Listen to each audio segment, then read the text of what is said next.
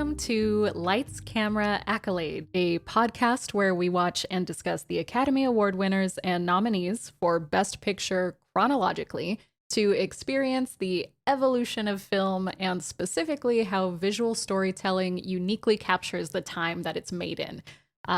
Honestly, though, we just want to watch a lot of movies. So to give you an idea of the format, each episode will discuss some of the Hollywood drama or historical context going on at the time, our reviews of the nominees, and then we'll watch the winner for that year and come back to discuss it and whether or not we think it deserved the win. The intro episode, though, will mostly just be talking a little about old Hollywood and a lot about ourselves. But next episode, we'll start the actual movie journey. My name is Sarah, and I'm joined by my good friends, Chrysantha and Jake. We are not experts, just people who get excited about movies, history, learning. In a way, I hope that kind of makes it more accessible, hopefully fun for people whose interests overlap with really any of those things. If there are experts listening, then please don't judge us too harshly and feel free to fact check us so we can learn a bit more. So that's, generally the overview of the podcast, what we're setting out to do. We're just like three people getting in on the ground floor of a cutting edge new medium in the year 2024 of podcasts, which, who's ever heard of those before? I never heard of a podcast until Sarah told me. Yeah, exactly. It's a new thing. Yeah. But why don't we talk a little bit about ourselves and kind of introduce ourselves, give people a little preview of the kind of banter they're in store for by following us on this wonderful journey you've just laid out. Chrysantha, hi. What do you think about all this? I mean, I guess, excited as a fellow cinephile. I don't think I've ever seen a silent film other than like the stereotypical stuff that we see that portrayed in like films when they're talking about silent films, with cowboys robbing a train or something. So I think going back and watching movies like from the 20s is going to be interesting because I don't have prejudice between like, a movie has to have sound or color or anything like that. But I think when it comes to watching film in reverse, technologically speaking, the way that, how high definition camera works, audio, it's kind of like seeing, I guess, like a devolution of it while you're watching the actual evolution. But like when you think about acting back then and then acting now, like a lot of it was very forced. Mm-hmm. So I think a lot of it's going to have to be, at least for me, like not being so critical in that regards and trying to plant myself in the times at that moment and seeing like, okay, how would somebody living in, the 20s or the 30s experience this film, and how in awe would they be at seeing like, oh my God, there's a moving picture or there's actually sound or color on the big screen, as opposed to like someone now who's already kind of used to that and it's expected now in any kind of media. I think that's part of what makes contextualizing these movies so interesting to me, is that both things make you appreciate the other more, right? By learning the time period and the surrounding environment that something was made in, you appreciate the thing that was made so much more. The film techniques, the acting, the lighting, all of the things that they had to consider when this was just new, uncharted territory. It's completely different to appreciate a movie when you have a deeper understanding of that. And this area in which people got to truly just be so creative and innovative. And I think that's amazing. And then the other flip side of that, right, is getting to watch these movies and understand more about what the human experience was at that time gives you kind of a more holistic view of what life was actually like, what history was. Because like I mentioned earlier, I think we learn about history in a very segmented way. And so just speaking for myself, individual events can often feel just very separate. You have all of these world kind of shaping and changing events that are happening while you have this new form of storytelling. Of course, you have people who are still writing novels, who are painting, who have that form of individual expression. But when you have a group of people coming together to produce something, you have, writers, directors, actors, costume design, you have the people behind the camera. So getting to see how it all evolves and understanding a bit more about their perspectives and environment just sounds like really exciting to me, I guess. You bring up a great point because one of the things that excites me most about this time period in particular that we're starting on is you're really seeing in the first half of the 20th century the introduction of modernity. You see people moving to opportunities in the city, and you see people moving to, in our story, opportunities out west in the newly burgeoning Hollywood area. And so all of these major socio-political changes that are taking place across the society from top to bottom, I expect and hope to see kind of reflected to one extent or another Mm-hmm. in these different movies that we watch. As you see these kids uproot from the Midwest, where probably the most exciting thing they ever saw was like the county's largest ball of yarn or the two-headed calf at their neighbor's farm, are moving, taking the biggest risk probably we could imagine, leaving all their friends and family, going out west to be with crazy Italian directors and this almost like saloon Wild West environment to make these movies. And every movie they were making was cutting edge in one way or another. Mm-hmm. Directors, cinematographers, folks in charge of lighting. Tell I don't have film studies background. Every time they made a movie, somebody would be like, hey, why don't we rig this in this way? And it would be groundbreaking. And as a Right. little preview for the first movie we're going to watch called Wings, which won the Best Picture in 1927, the first year of the Wow. Oscars. Spoilers, Jake. Sorry. I mean, you know, come on. It's not, it's been If you 100 haven't years. seen it by now, yeah.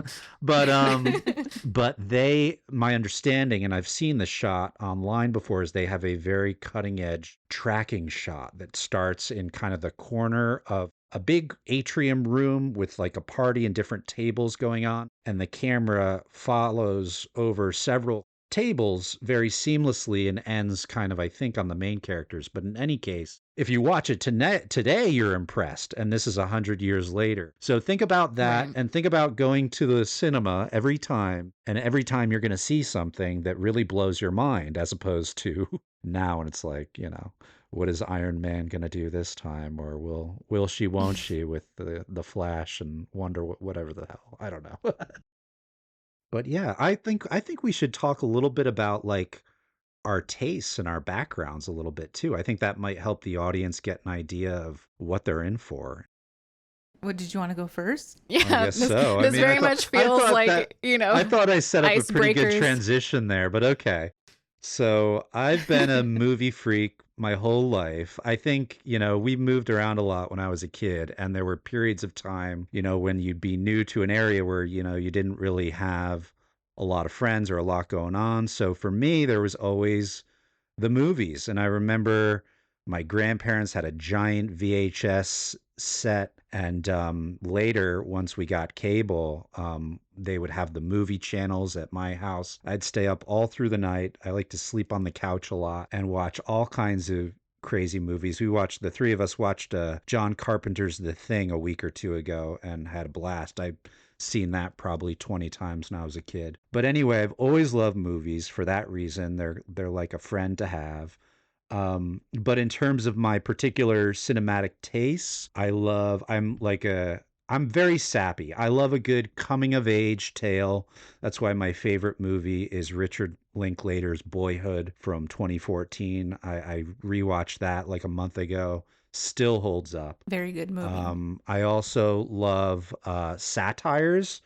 For me, the phrase like too on the nose or too heavy handed does not exist. Like the more dramatic or comedic the point you're trying to make politically or socially or whatever, I love it. I eat that stuff up. And I also love period dramas. Like, get me the costumes, get me the yes, my lord, okay, madam. Like, I love that stuff. I've watched Downton Abbey all the way through, and I loved it.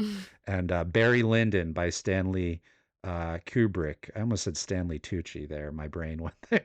Stanley Kubrick, one of my favorite movies. That's kind of, to me, like the top dog period piece. So those are kind of some of my favorites, but I'm also a sci-fi horror freak like Chrysantha, and really like any kind of movie. I never got into westerns too much, but I'm guessing we'll have the opportunity to touch on a few of them in this, which should be kind of cool for me.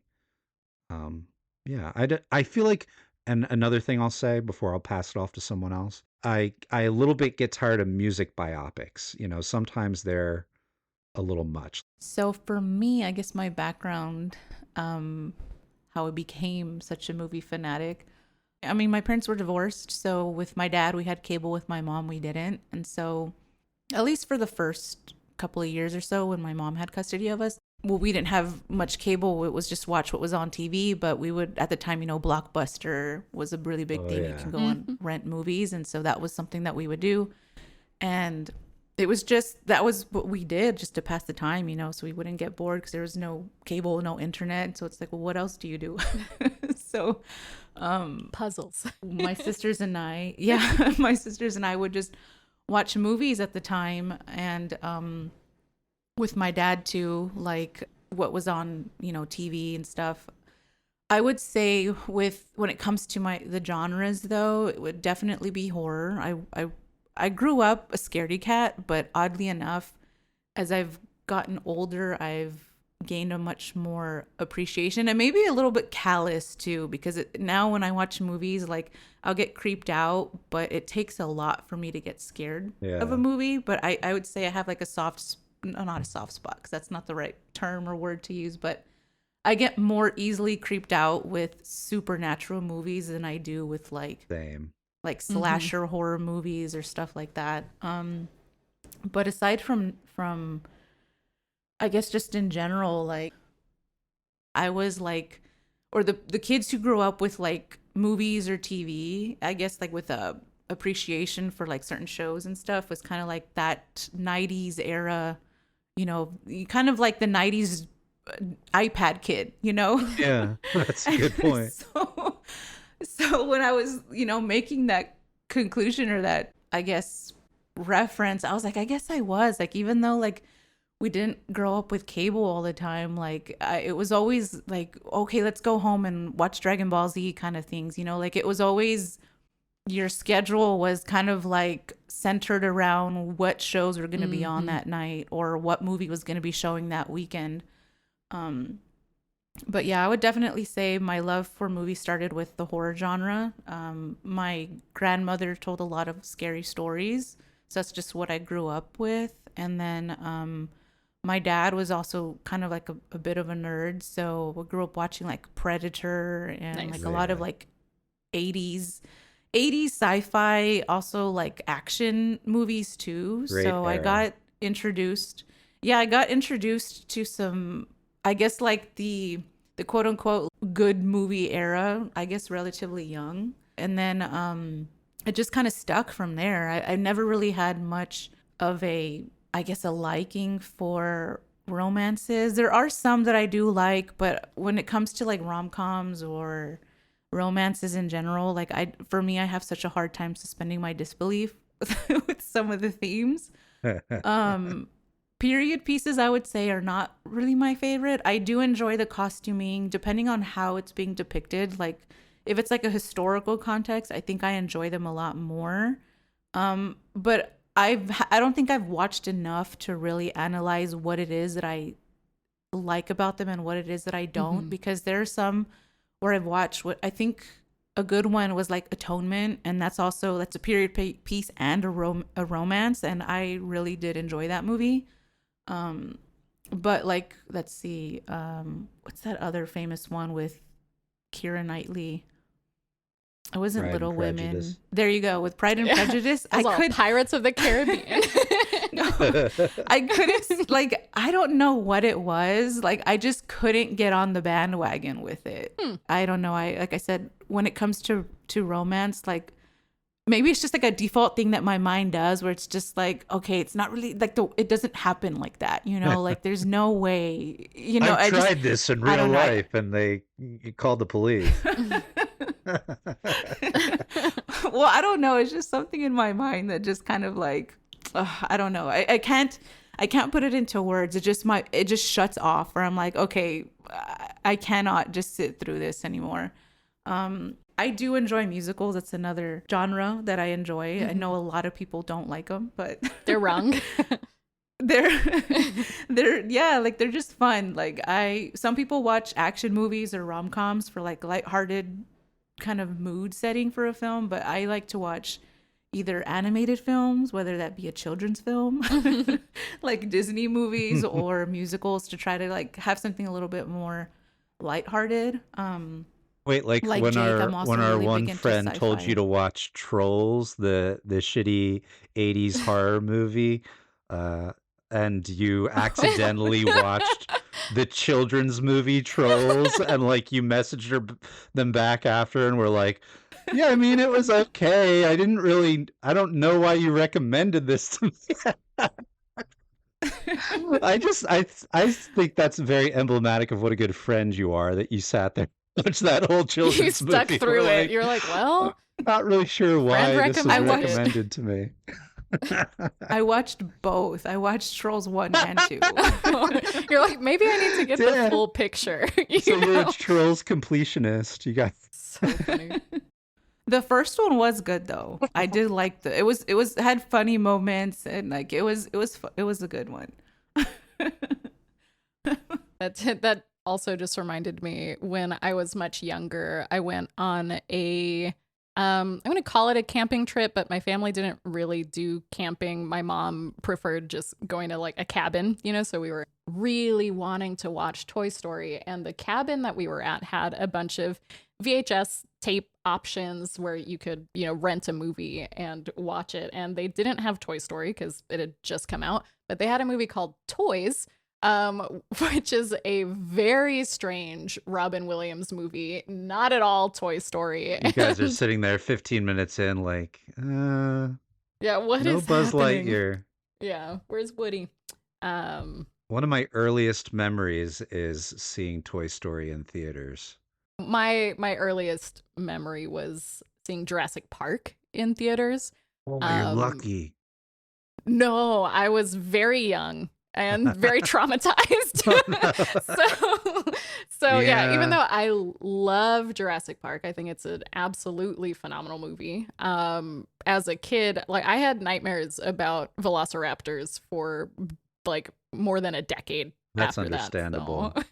Because you must have been young. You must have been like 4 or something at that Yeah, point. I was literally 4. And for most of the movie, I was okay, but it was the scene where the kids are in the kitchen and the raptors are hunting them. And I remember vividly crying and, you know, asking if the kids were going to get eaten. And so I probably ruined the movie for other moviegoers that were in that theater with me. Like, stupid kid. They're going to be fine. Yeah, idiot.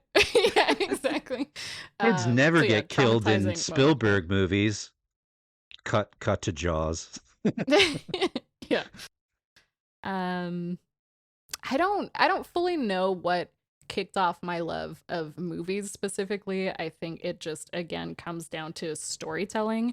Ever since I was very young, I fell in love with storytelling. I love to write my own stories, majored in literature partially because of that, thinking like, oh, I'm going to be published. Initially, the goal was published by 15.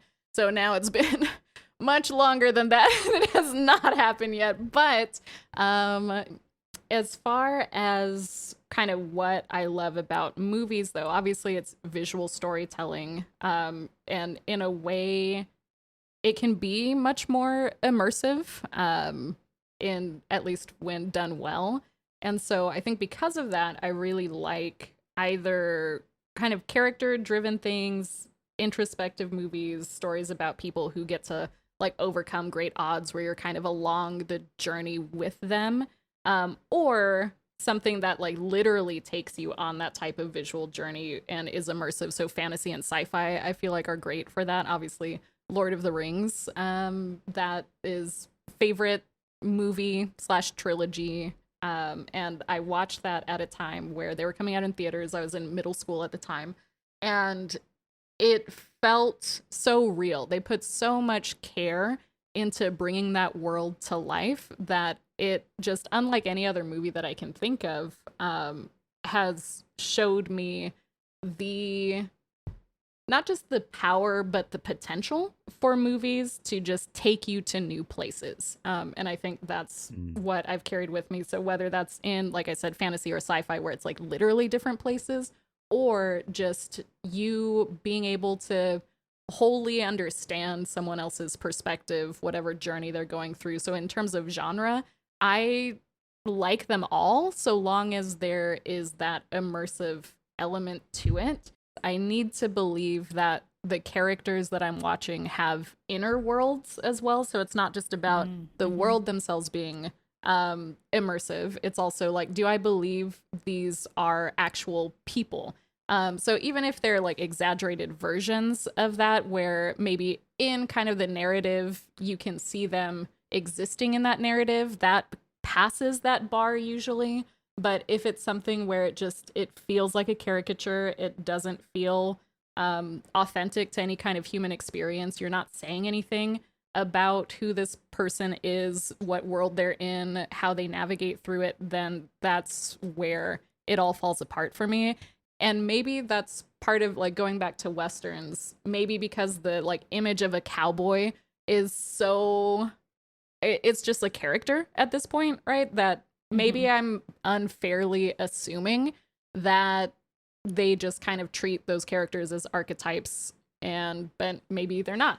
So I don't know, more research needed. We are shitting on Westerns so bad, but do you realize we're probably going to have to watch like 10 of them in the coming weeks? Like, well, yeah, but maybe it'll shift our perspective. Yeah. You know, I've never given them an honest try. Like haven't watched Clint Eastwood movies or anything like that. So maybe I would feel differently if I actually watched them, but they're just not immediately exciting to me. But could be great. Could be missing out. From my experience, like in Clint Eastwood's films, it's kind of like, oh, well, is he good or is he bad? He does good deeds, but at the same time, he doesn't really show much care for everyone. Like he doesn't have a lot of empathy. Chrysantha, you are previewing my favorite era of film. The late 60s transition into the 70s with anti-heroes and moral ambiguity and all these hippies coming off the campus, the boomers that we all love to rip on now. They did a really good job creatively of exploring some of those concepts that you're talking about. And that was very much a thing that took off in that time period, as something I think Sarah and we will touch on moving forward, when Hollywood had a lot of strict moral restrictions on what could be produced. Some of those started to fall away, and you really get interesting experimentation. And maybe it took like a conventional type of movie like a Western for audiences to feel comfortable enough initially to say, am I supposed to root for this guy? But even if, you know, they are an anti-hero, you're still exploring, you know, really interesting concepts, and you can feel compelled one way or the other, either supportively or repulsed by their actions in a way that's entertaining. So yeah, that's just a little preview of my favorite era of film. And I feel like that might even segue well into talking about the early era of filmmaking, when there wasn't kind of those sort of decency rules or censorship for movies, and everyone really just seemed like they were going out to make movies because they wanted to have fun with it. They had good ideas, and in a lot of ways they were more reflective of, you know, what people were actually like at the time, which is morally gray. You know, there aren't people who are just perfect all the time or evil all the time. Well, and I think, I think film, though, initially, right, was more of that. You had women who were drinking and gambling, and you had all of these different types of images of people kind of as they were versus what came to be with the opposing ideas of what movies should show like how they wanted to present themselves to the world became more of a way to just show like what do we want people to think is actually appropriate, a way to have people kind of treat certain things as like, I guess, rules for themselves, almost taken from movies, like be decent. And at the time that meant something very different, right? You had obviously like separate beds for married couples because anything more than that would be scandalous, and just really cutting down on what lived experience actually was like at the time, especially with how wild the 20s really were, with roaring 20s, with the mafia, with everything that was going It's on. almost like a It was backlash a crazy time in the film industry to that. Well, there was like a lot of different things that I guess the media or film people would get kind of bent out of shape about. Because I remember watching one documentary where it was kind of going over a lot of films that kind of, I don't want to say changed movies, but just influenced the film industry in general. And I think one of them, it was in the 70s, it was with Al Pacino, I believe, where, you know, he's walking New York City. He's like, I'm walking here. That's, well, it was, what was it? It was Cowboy number something. one, I'm sorry, I don't mean to correct you. It was Dustin Hoffman. Oh, there you go. Dustin Hoffman. It was Midnight Cowboy. Yeah. Yeah, that's the ones. Because that was I think the first movie where it was, you know, had gay themes, and you know, Midnight Cowboy about a prostitute and stuff. And so when that movie came out, everyone was like upset about it because you don't talk about homosexuality, you know, especially not on the big screen. But it did kind of create a landmark in the film industry with like, hey, let's discuss these matters. It's not like homosexuality wasn't happening at that time, but it was the first time it was ever, you know, kind of out in the open in that way, like I said, on screen.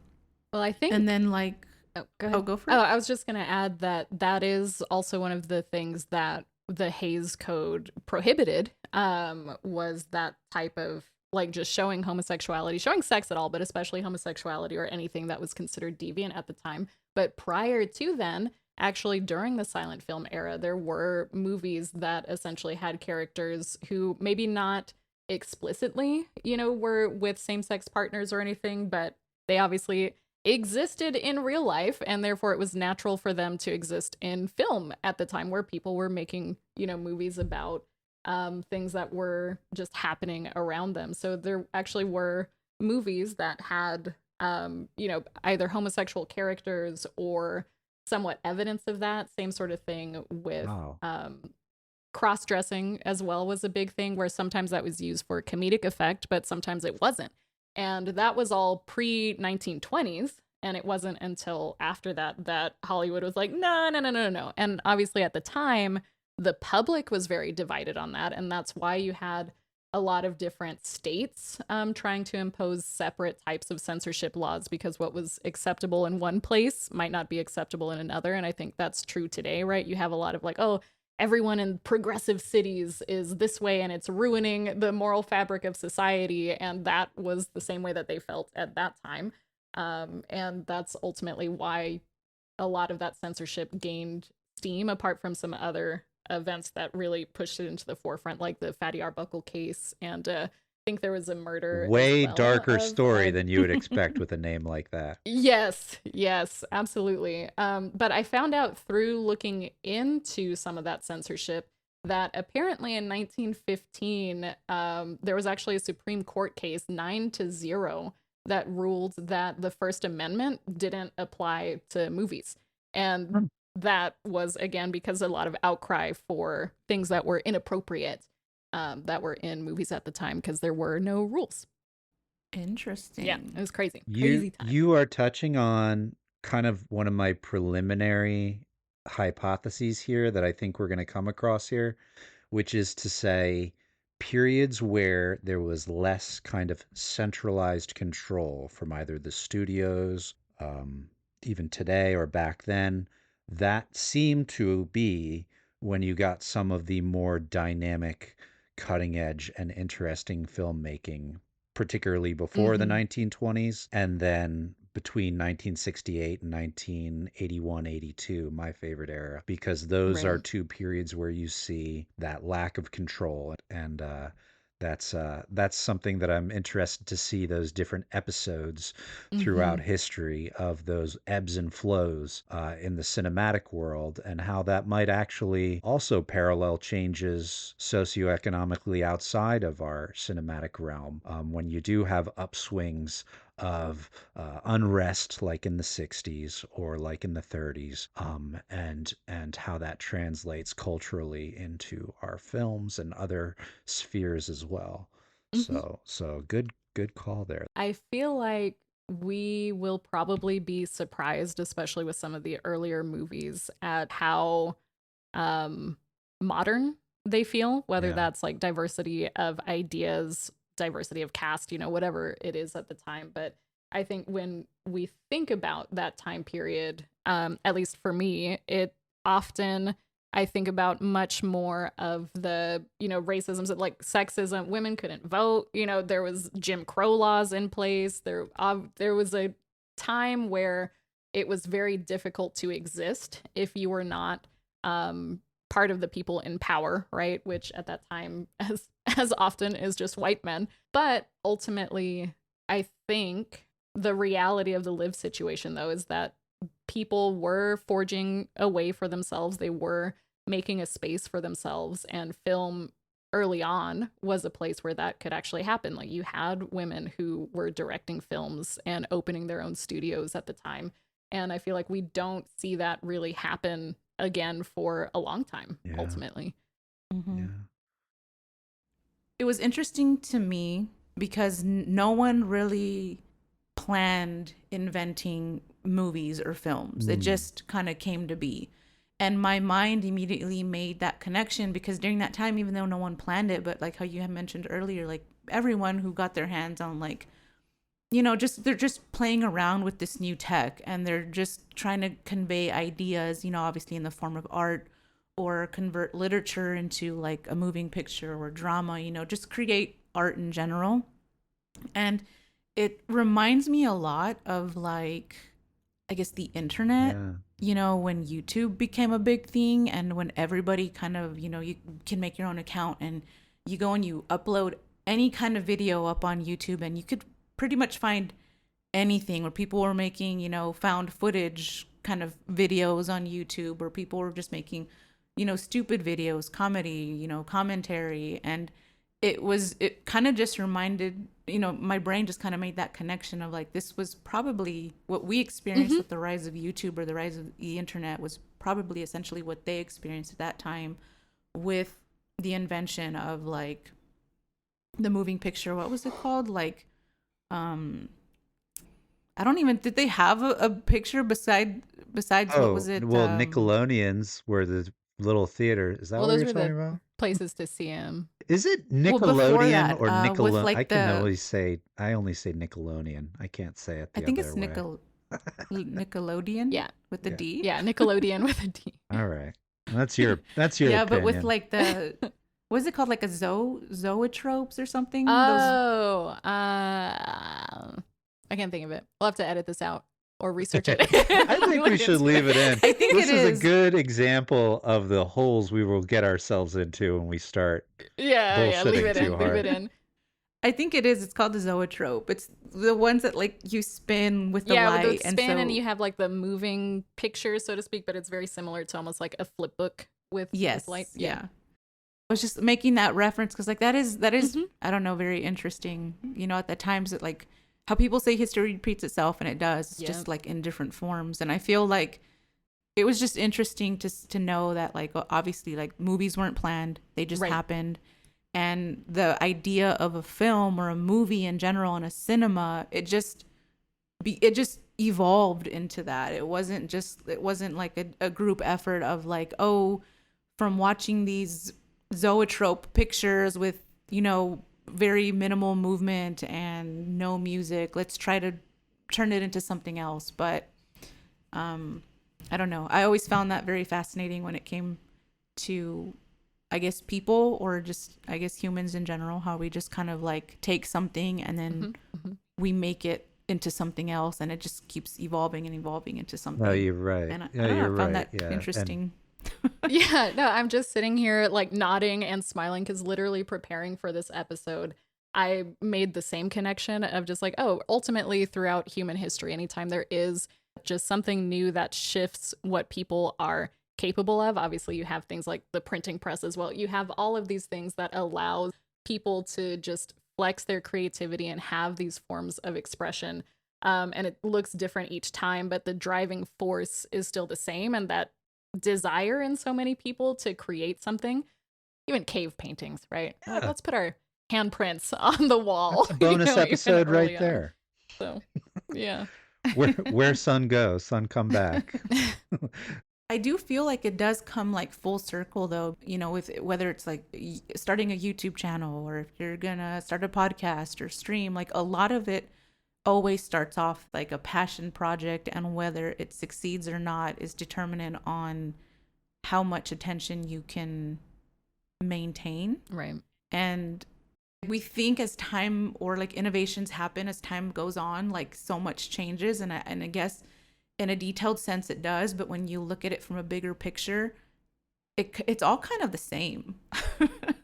And it just like kind of repeats, if I'm making sense, or I think I'm being a little bit too abstract. No, I think we solved it. I think, the podcast now is a foregone conclusion. We've gotten to the root of the human condition and creativity. And, we've already gone over an hour on this episode, which we thought it was going to be like 45 minutes at most. So I hope people are still we might edit listening. it down. We might edit it down. It's all gold. Let's keep it. But no, you're right. That's a very important point about the eternal drive, I think, of humans to be creative and to be fulfilled and to not just make a buck to pay the bills, but to do it in a way, ideally, if you're lucky in life, that it can be fun. And that's what these folks did out west, and that's why I'm so excited. And I think that, many, many decades from now, young Chrysantha, she's going to be she's going to be 110 sitting in her cyber hospice bed, re-listening to this episode. We're only like, what, 2 or 3 years apart? I know. Like, it matters. Look, it matters when Sarah got to see Jurassic Park in theaters, and I was like still shitting my pants at that point. So, all right. Well, thank you guys for joining us. Our future episodes will be a little bit more purpose-driven because we will have a movie each time to keep us grounded. Also, we are just starting out, so please follow us for more content on all of your favorite podcast listening platforms or social media. We have set up a Patreon where you can subscribe if you want to support our efforts and get access to bonus episodes, which there may or may not be one coming this month for spooky season. But we appreciate all of our listeners, and you won't miss out on any of the main content. But I guess like, follow, and subscribe. If you go and mess around in the comments under our videos, we will not respond to every comment, just the ones we like. Be nice to us. Yeah. And please come back. Please come back. Please. Okay, don't sound so desperate. Or don't. We don't care. We'll still be doing it anyway.